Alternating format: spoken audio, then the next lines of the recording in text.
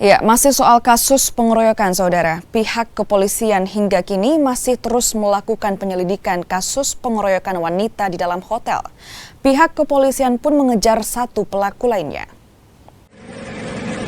Kepolisian sejauh ini telah mengamankan 7 orang terduga pelaku pengeroyokan, masing-masing 3 perempuan berinisial SD, NA, dan KD, dan 4 pelaku laki-laki berinisial MT, MI, IS, dan AW.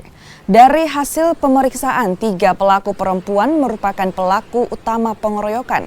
Polisi pun kini masih mengejar satu pelaku lainnya berinisial NK yang terlibat langsung dalam kasus pengeroyokan.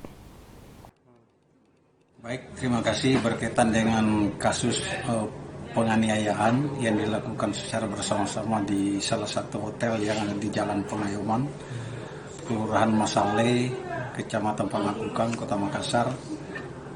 Untuk sementara ini kita sudah mengamankan 7 orang dengan masing-masing perannya. Adapun 4 orang pelaku utama, 3 diantaranya kita sudah amankan dan 1 lagi dalam pengejaran. Namun identitas yang DPO ini kita sudah kantongi. Ini DPO-nya pelaku utama juga, Komandan? Ya, termasuk salah satu pelaku utama. Para pelaku ini diamankan di mana-mana saja, Komandan? Saat ini semua pelaku kita amankan di Polsek Panakukang.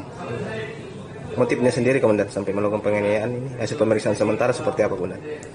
Motif sehingga terjadi tindak pidana tersebut sebenarnya kalau dilihat dari segi kasus adalah sangat sepele.